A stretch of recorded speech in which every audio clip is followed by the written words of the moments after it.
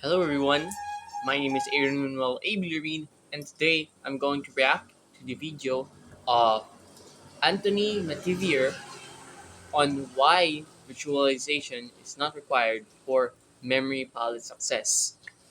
Well, I've used memory palace technique before when it comes to memorizing the the lines that I need to speak in front of my class in front of my classroom, and from using the technique, I remembered that you have to use visualization to remember each line. So, for example, if you are in a house, you're moving room to room. In each room, you have to memorize one line to the next. And I've never heard that visualization is actually not required in Memory Palace. So that's why I'm going to react to this video. Let's see on why visualization is not required in Memory Palace success. The memory palace technique. You've been told the memory palace technique is all about visualization. That's wrong. And today I'll prove it. Um, I've never heard that vis- um, Memory Palace technique is entirely visualization. But you know, okay. I've used the memory palace technique for years without mental pictures. I love this guy And as actually. the Please subscribe and leave a like on Anthony Metiever's channel. I really like his content. You know, um, I forgot what I watched from his channel, but I remember I watched um, some of his videos. Oh, here, the habit of separate self-taught geniuses from everyone else. I remember watching that. founder of the magnetic memory method, I've taught thousands of people how to succeed with this ancient mnemonic tool, also without seeing anything in the mind's eye. Now, personally, I don't just lack visuals. I live with extremely limited mental imagery. Yet the approach you'll learn today carried me through a PhD in humanities at York University. It helped me learn languages, pass tough certification exams, and build a knowledge base far bigger than I ever dreamed. Then this would actually be helpful when I'm going to learn the Japanese language, because in the future I'm going to be a Japanese teacher assistant in Japan. Possible. And I'm not the only one. Some of today's best memory athletes, people officially diagnosed with something called aphantasia, compete and win without inner pictures. It's on the record. So, if it was never about seeing images, athletes, people officially diagnosed with something called aphantasia, compete and win without inner pictures. It's on the record. So,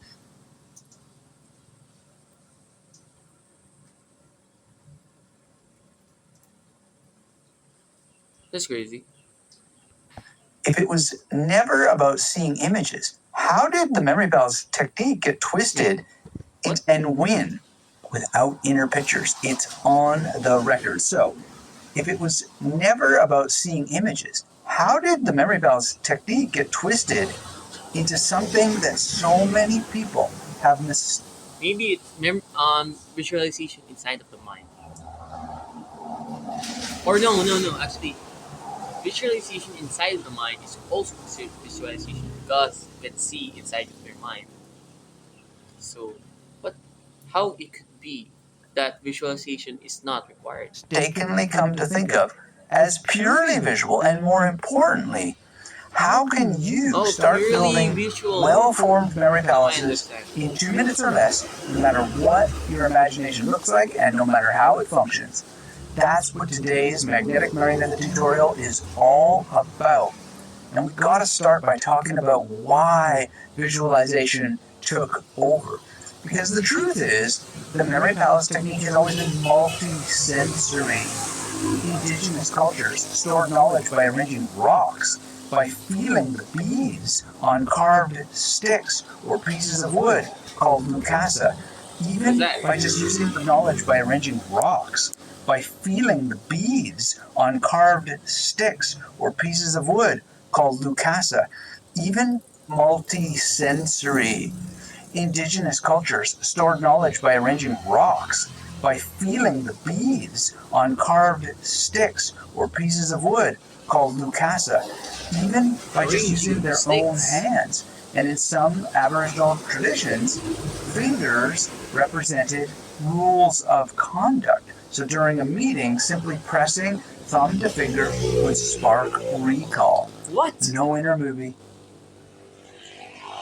That's awesome. Well, that's very strange at the same time. Using your fingers, just doing that, you will remember something. Well, then again, this is also visualization. You can see your hands visualizing the thing that you memorize. Is it not? No mental picture, just space, touch, and meaning. Fast forward to the Greeks and the Romans. Or maybe it's no. I think what Anthony is trying to say here that by just moving your hands without looking, maybe because he mentioned here that it's purely using your movements instead of picturing what's in your mind. Maybe that's what he's trying to convey. During a meeting, simply pressing thumb to finger would spark recall. No inner movie, no mental picture, just space, touch, and meaning. Fast forward to the Greeks and the Romans. Simonides of chaos stressed location above all, the sense of location. Thomas Aquinas taught his students to imagine carving words into walls like writing on wax tablets. That was about structure, physical feeling, not sight. So, where did the obsession with visualization come from? Well, the modern misrepresentation is It comes from taking tests. It comes from just purely saying what is important to say in front of a crowd, in front of an audience. is a very interesting story. It begins, at least in my research, in 1966 when Francis Yates published The Art of Memory. Now, make no mistake, it's an important book and it has inspired millions of people, but What book? in 1966 when Francis Yates published The Art of Memory. The Art of Memory. I would read that. The Art of Memory. But I cannot afford books, so you know what I'm going to do. Now, make no mistake, it's an important book and it has inspired millions of people, but here's the catch. Yates admitted she never used the techniques herself. And because she never tested them, she missed the importance of physical sensation as an orientating factor. Because she never tested them, she missed the importance of physical sensation as an orientating factor. One thing that I kind of find I could I find I could find um kind of you know funny is I've like discovered so many techniques in fact that I don't even use them. I don't I don't use any of those. I don't use the what's it called the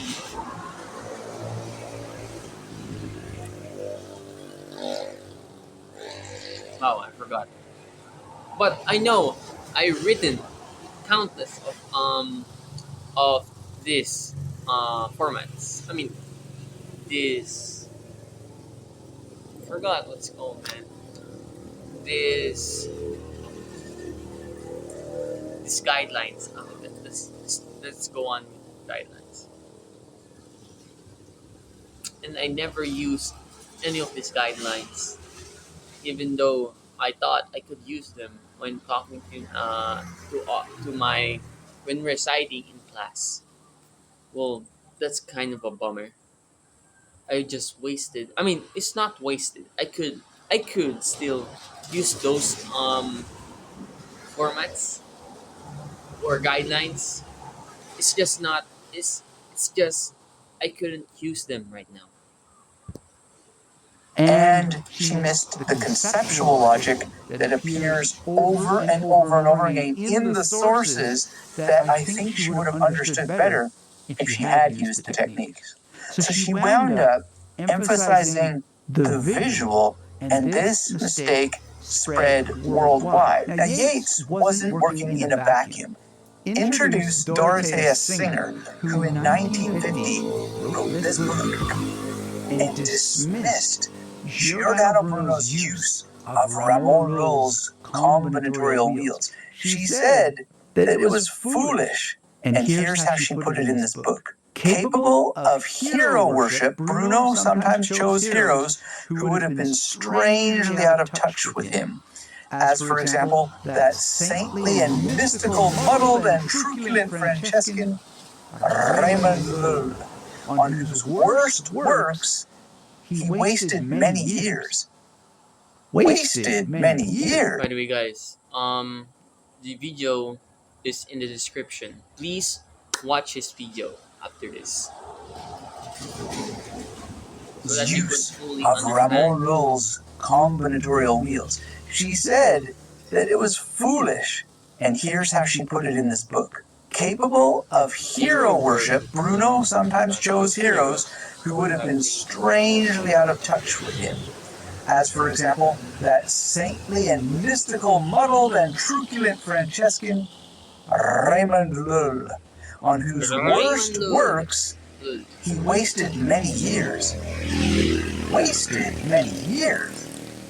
Craving something real? We serve it. Burger King. Serving greatness. Order now. Pagdating ko si Mama, malinis na ba lahat? Wasted many years. That line was poisonous and incorrect, because this framing, oh my goodness, it just makes me want to puke. Framework. That I remember now. It's framework. I've searched so many frameworks that I never even used it. Wow. I never used yet.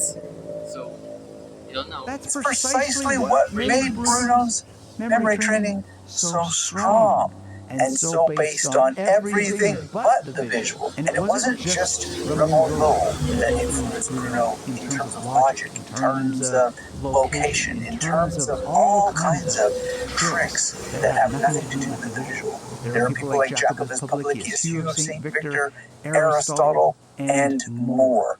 So it was kind of, in my mind, maybe I'm exaggerating, maybe I'm being a drama queen, it was kind of like a crime against humanity. And the damage didn't stop with people like Yeats and Singer. Now, the problem is not just with scholars and academics who were misunderstanding the memory techniques of the past. There was also the rise of memory demonstrators and eventually memory competitors who would focus on visualization in a very damaging way. Harry Lorraine, for example, love him to death, but one of the most ridiculous things is when he told me, whatever you do, don't tell them about the science. Think about that.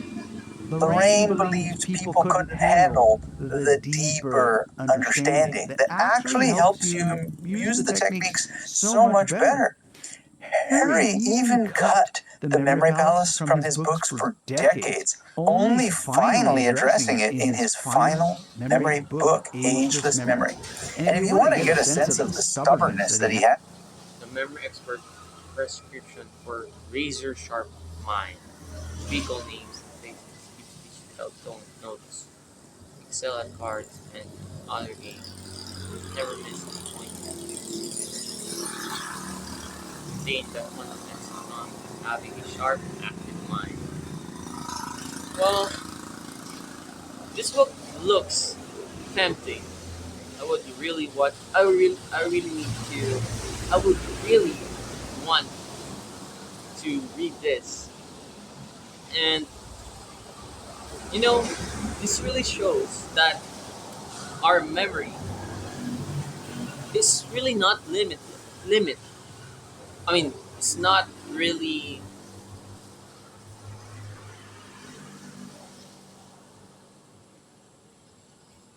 that our mind is not okay. It's that our mind's not okay. That our mind has no limit, and um, and it's really fascinating. Even if you just say, yeah, of course, our mind is infinite. Oh, actually, no, not infinite, but it has so many capabilities, and with having a razor sharp mind, well, that is cool. You can do everything. I mean, yes, you can create everything if you have a razor sharp mind. That about it. You can listen to Jonathan Levy talk to him about the memory palace technique, and it is just wild. And I've done an expose of how he was definitely using the memory technique, and nobody knows exactly why Lorraine was stubborn about certain things. But during many decades, he kept talking about visualization, as if memory was nothing more than picture play, which is just simply not true. So when you combine Lorraine's influence with Francis Yates' scholarship, you have the perfect storm. Two powerful voices cementing the false belief that memory palaces are visual in nature, or visual only, and even possibly with talking in of the stubbornness that he had about it. You can listen to Jonathan Levy talk to him about the memory palace technique, and it is just wild. And I've done an expose of how he was definitely using the memory technique, and nobody knows exactly why Lorraine was stubborn about certain things. But during many decades, he kept talking about visualization, as if memory was nothing more than picture play, which is just simply not true. So when you combine Lorraine's influence with Francis Yates' scholarship, you have the perfect storm. Two powerful voices cementing the false belief that memory palaces are visual in nature, or visual only, and even possibly without a spatial reference. And space is almost in every regard always going to somehow have a non-visual component. And I don't want to harp on Lorraine, but I think it's an interesting point, because I also think he was a very good marketer. In fact, I know he was a very good marketer. He introduced me to the book written by his copywriter, who made some of his books so successful. And we are talking about millions of copies sold. He was on The Tonight Show many times for his books and courses, so he was super successful. And I am thankful for that, and I learned a lot from him.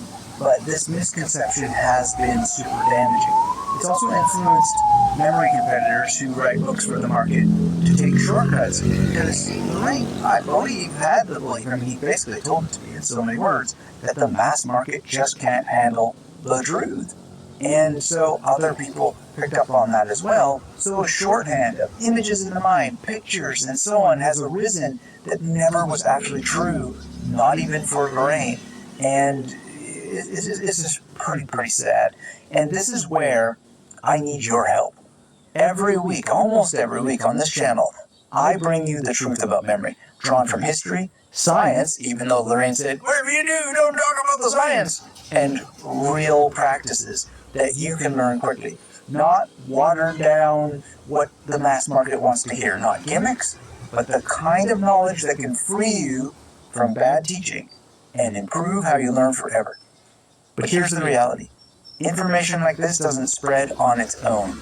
The algorithm doesn't reward depth. It tends to reward quick tricks and empty hacks. So if you believe memory deserves better, and if you believe that we together can make the world smarter, stronger, and freer, then I need you to do two things right now. Subscribe and give this video a thumbs up.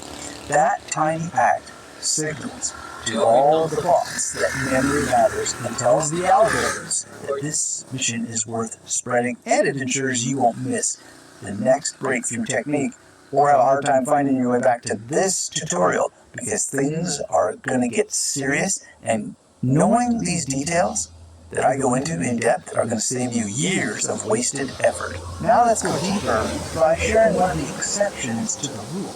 There is one memory competitor in particular named Nelson Dulles who does have books that has maintained the multisensory nature of these techniques. And in an interview on my podcast, I think it was the most recent one, he said very, very plainly, there's no time to visualize when you're in the heat of competition.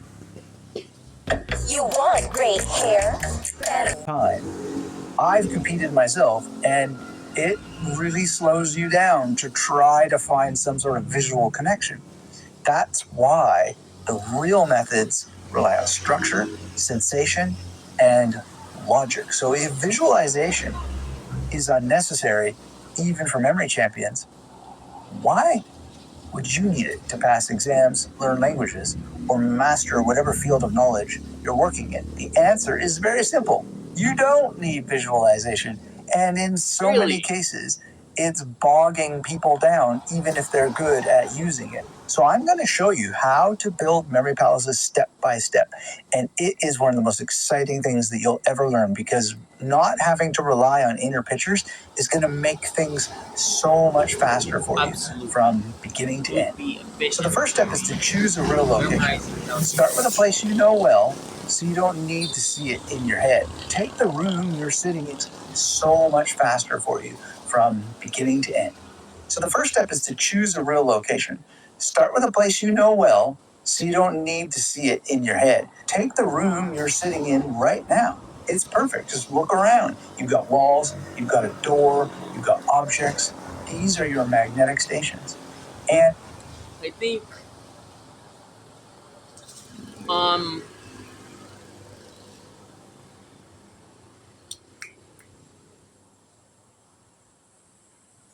I think memorizing in the exact place that you are going to, take a test or take a quiz or taking an exam or board exam, or even let's say um taking a speech on an audience. I think it's better to memorize on that exact place. Wanna know why? It's because if you are in that place, you would be much more. You have a high chance that you would retrieve all those information in an instant. And this already breaks the false belief that I haven't searched about this information yet. I just got it in my mind from my experience that please fact check me. have to conjure images. And right now, it's perfect. Just look around. You've got If there's even an audience watching me, I'm the only one watching myself. walls, you've got a door, you've got objects. These are your magnetic stations. And this already breaks the false belief that you have to conjure images. You don't. I was memorizing a deck of cards earlier today. I do it almost every day, a little bit of practice. And I'm just really looking at the wall where I'm using it. Or I'm looking at the cards and I'm thinking of the wall, which is in my peripheral vision. So I don't have to see it in my head, it's right in front of me. Then, if you really want to get good at this, get yourself a pen and a piece of paper and draw your memory palaces. Because I'm not always memorizing decks of cards. Sometimes I'm memorizing Sanskrit or whatever, philosophical terms, historical dates, etc. And being able to refer to a simple map that has been drawn by hand makes it so much easier to follow the logic of a plan. I want you to understand them. Actually, I actually haven't used this um memory palace technique. The part where you should draw a room. I haven't done that. And actually, I've I've saw this I saw this room before. It's where there is like a killer you need to hide. Is it not though? Oh, It's not about seeing the Mary Palace in the mind. It's about Mind following a palace. list of magnetic stations. And the I mean, it's the sketching same. part engages your kinesthetic and spatial senses while you're assigning those stations in a logical order. You're making it visible to your own eyes in the real world, right in front of you. This one simple act has saved thousands of my students from years of frustration. Now, this is not a new idea, or perhaps better said, I got the idea from reading the ancient memory books, particularly Robert Flood, Giordano Bruno, and I was looking at their illustrations of memory palaces in them, or memory wheels, and I was thinking these early memory experts, they must have sketched their memory palaces and other mnemonic devices for their book printers. And it just totally makes sense. And I've asked a few people who are experts in Renaissance culture, and they said, yeah, almost certainly that's what they did. And so I started to draw. And when you draw, you anchor the memory palaces in reality. And then once anchored, you don't have to feel stuck trying to see it in your imagination because you have the logical plan physically experienced and you have the logic of it logically worked out. I think the memory technique that I've been using like very lately is memorizing the sentence. I mean memorizing the words in the sentence. For example, um, if I am memorizing a term, I would, um, you know, memorize also. I mean, I would just look at the words that are, included in the paragraph. I mean, in the sentence. For example, in the extended families, in the understanding culture in society and politics, this is where there is the I think it's a form of family. It's where I mean, yeah. There's two forms of family. There's you know, now I'm using my memory technique where I saw extended family. I immediately recall that after extended family, we have nuclear families, which is, you know, these two are, you know, these two words are close to each other. So, bam, I immediately recall this information. That's the technique that I've been using. So when you assign your stations, well, this is where so much fun begins because you're not straining to visualize each and And by every. the way, extended family from the word extended family, there's multiple families in one house. Station in every couch, every pillow, all that sort of stuff. Where your grandma, grandpa, and aunt or your cousins live in that household. Or seeing it because you drew it. And you can also make it much more kinesthetic. Like if you have access to a memory palace you want to use, you can run your hand along the wall. I remember being in Berlin and running my hand along a part of the Berlin Wall that still stands. And that has made it so much The all-new Jollibee app. Mas madali nang mag-order ng Jollibee favorites mo. to use I even as a memory palace. You can bend down. I can still even remember the when the time I touched the share of one of the no, you know, um, bank. Yeah, inside of the bank. I remember it's Guana. It's Guana. I no, I physically contact this share And it was, I still remember it. Touch the floor. You can pretend So, right now. physically touch could really, um, you know, um, ignite the memory of your inside your mind. Even touch. Now that you're brushing your teeth at the sink and putting your hand on the rim of the sink. And these movements and these physical memories, they lock into your body and help you better navigate the memory palace later. You can also do auditory exercises. Hear the echo of footsteps in a hallway. Imagine music blasting from a bedroom.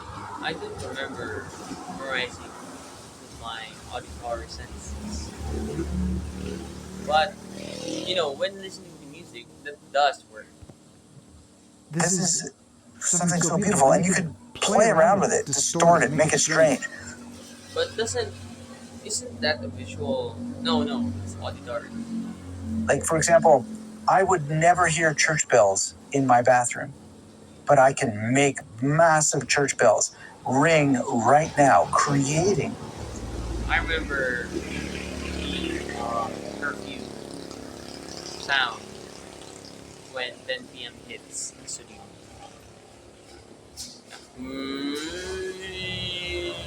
See, I remember. An unforgettable pain makes that part of the memory palace so much more tactile and real. You can also use conceptual modes. These are the things that people like Singer and Yates and Moraine even, I think, completely missed or ignored.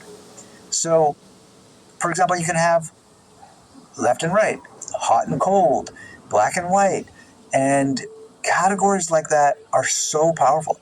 So if you're learning a language, for example, the logic of opposites can help you learn opposites in another language. So in German, if black is schwarz, well, then that can be on the south wall.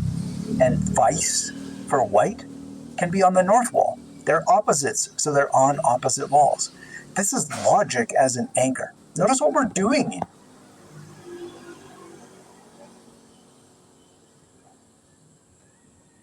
Yeah, I've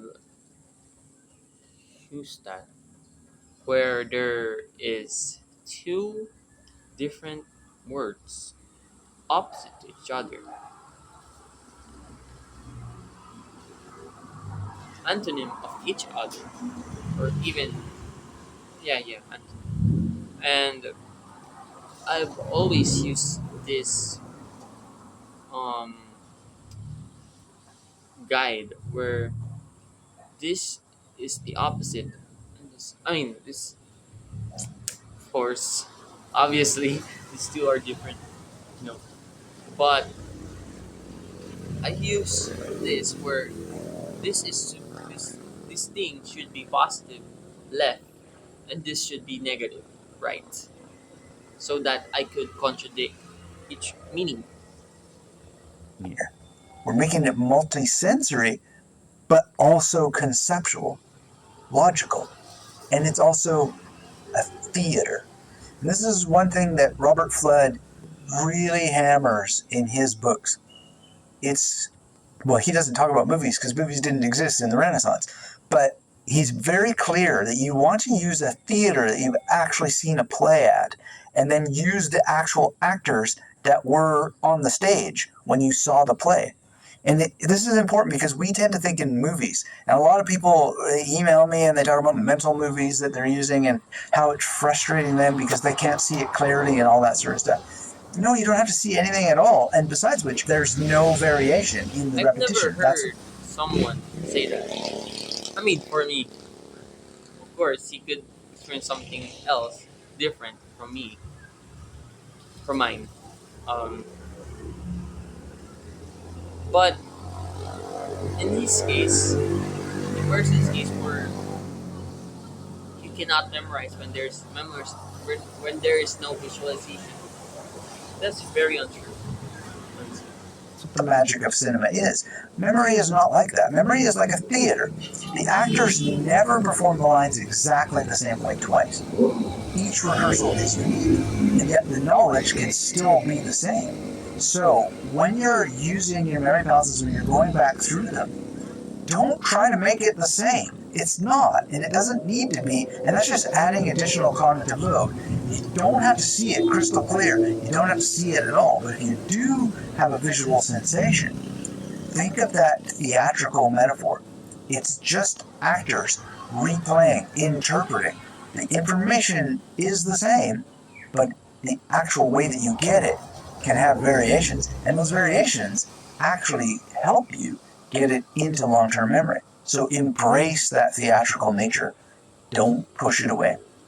Now, when you're encoding information, actually putting it into the memory palace, what you want to do is use as many multisensory hooks as you possibly can. Let me give you another example. If you're studying anatomy, you can think of, like, there's a bone in your wrist, one of the carpal bones called the lunate. And so lunatics dancing, but I also think of ABBA, who sing that song Waterloo. And Waterloo has that loo sound. I've never used memorization technique. I've just used mnemonic though. And they're doing it during the nativity scene. And the nativity scene is a logical thing, but then I think of another memory palace where I myself performed in nativity plays as a young boy. And that's happening on my wrist. And I'm hearing that song and feeling the voice of ABBA as if I'm one of the ABBA singers coming out of my own throat. It becomes physical, auditory, logical, spatial, multiple spaces. My wrist is a memory palace, but so too is this church. And you just trace these journeys with gestures, with sounds. You can put the heartbeat into it if that's what helps. I mean, if you're thinking of lunate and there's a lunatic kind of fervor to it, you could just imagine the heart pumping and hear it. Boom, boom, boom, boom. Just don't force it. Layer, meaning and structure and multisensory characteristics into everything. Being theatrical. And this is where so many people go wrong. They're trying to see things in their minds, and it's not visual. It never was. Yes, you can see things in your mind. I'm not saying that you should, but you don't have to. And you can take it out entirely, and you should if you want to go fast. So touch, hear, think your way through every station in a memory palace. Perform it, and in every performance, make the delivery alive.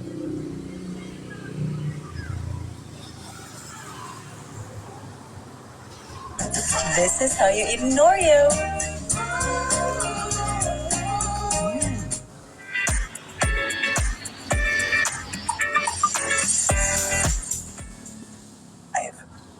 This will make your memory so resilient.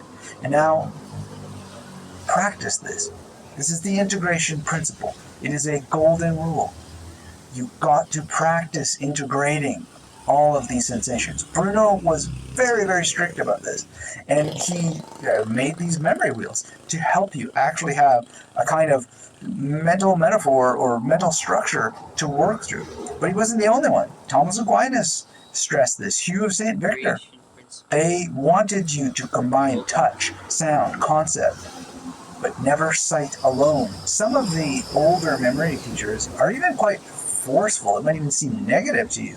But that's because they know what's possible in terms of making your memory indestructible. Now, if you're sitting there and thinking, well, this all sounds powerful, but I don't want to figure it out all on my own, well, this is the beautiful thing about the Magnetic Memory Method Masterclass. It gives you a system for making sure that all of your memory palaces are always multisensory, and it's the same training that's helped thousands of people understand not just these physical modes, these auditory modes, but all the magnetic modes. There's 28 in total. And when you have them all, you get results faster without struggling through scattered tips all over the internet. So if you want the fastest path to mastery, just open up a tab and search for the Magnetic Memory Method Masterclass. You'll find everything you need to start using non-visual memory palaces with confidence, starting today. All right, let's put this all together. We just pick a familiar space and make a quick sketch and start to have multisensory anchors. You're going to have a memory palace that works whether your imagination is vivid or your mind's eye is completely dark. This is the power of going beyond visualization. But there's more advantages than just this. For one thing, you're going to have historical accuracy when you use the technique in a non-visual way. You're going to experience the original depth of the art. Simonides, Hugh of St. Victor, etc., they weren't worried about conjuring mental cartoons. They were concerned with permanence, building memory you can trust. And when you practice in this way, you're going to walk that same tradition. And remember, these are the people who kept entire cultures alive before there were hard drives, before there was the internet.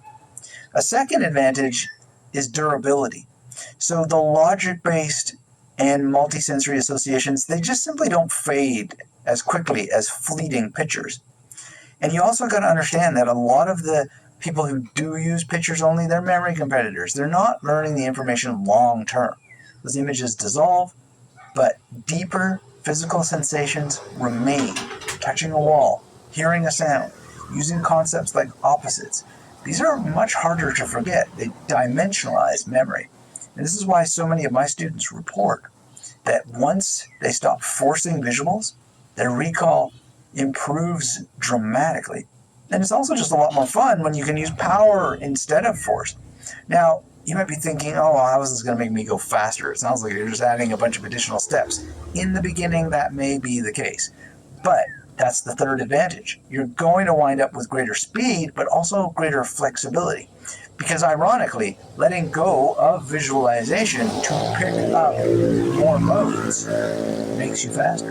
I've had students who try to perfect inner movies, and they could have just sketched a quick floor plan, done a couple of exercises to develop their logical associations, and then had everything up and running in about 5 minutes.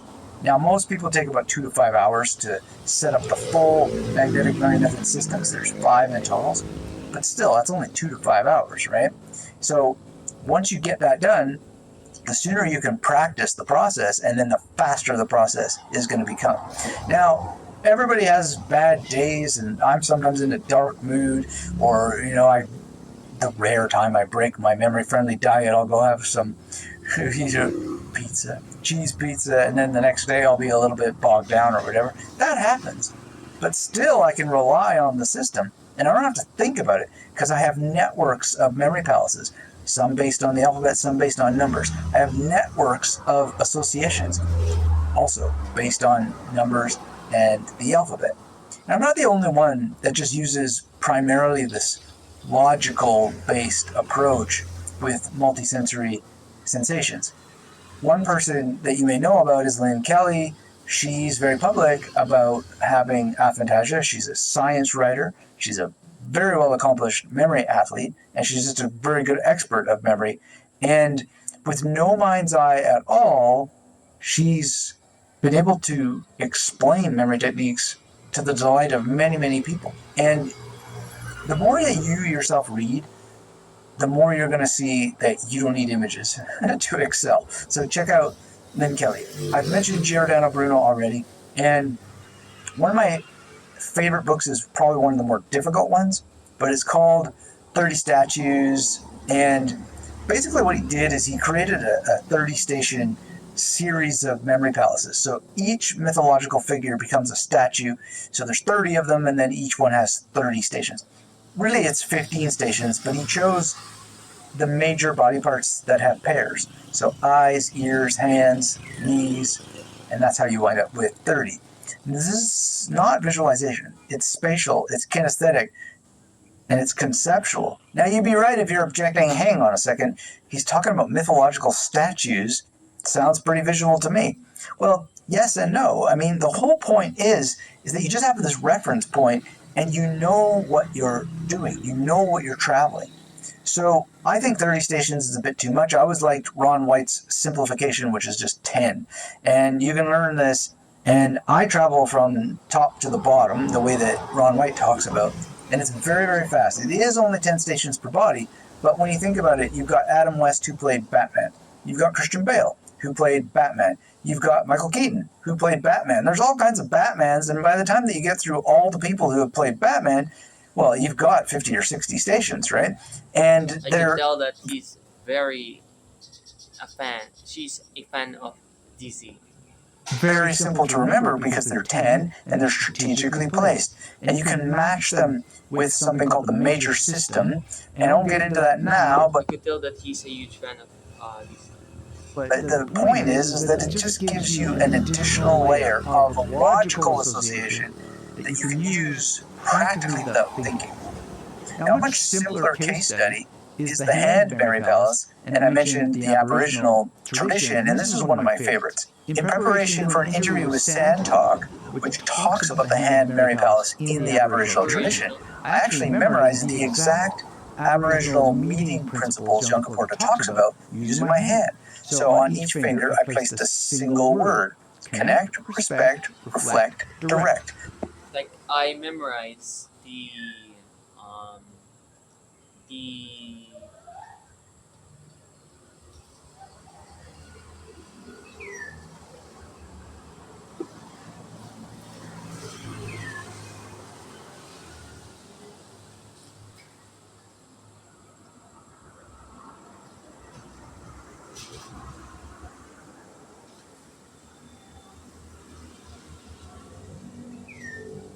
I memorize it's called the develop the development of um explaining, I think, is where there is describing, defining, compare. Hold on, there's a favorite food that's going to go to our house. I'm back, but now I have a taho, my favorite drink.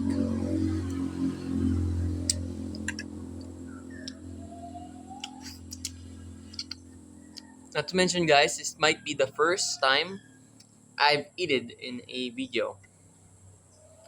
Well, cheers. Mm.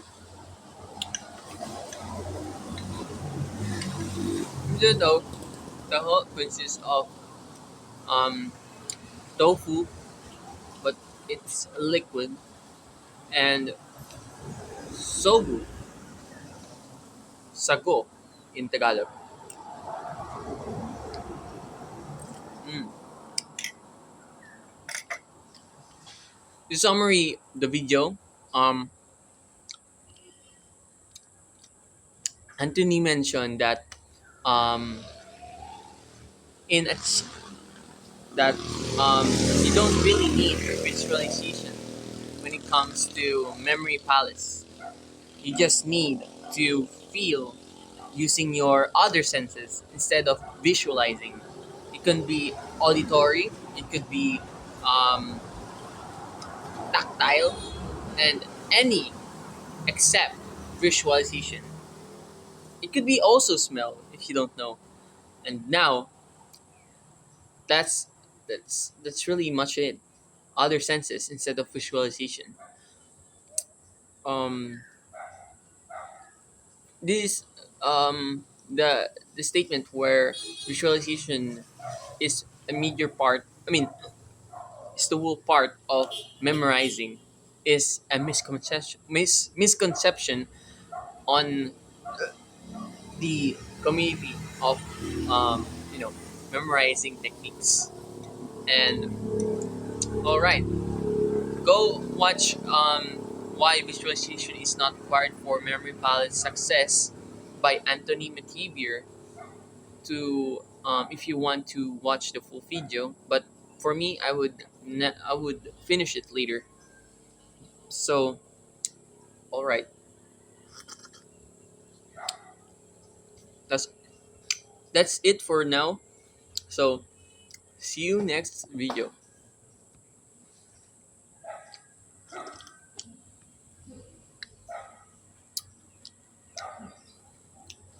The way I said, um, goodbye everyone. See you next video. It sounds like a YouTuber to me.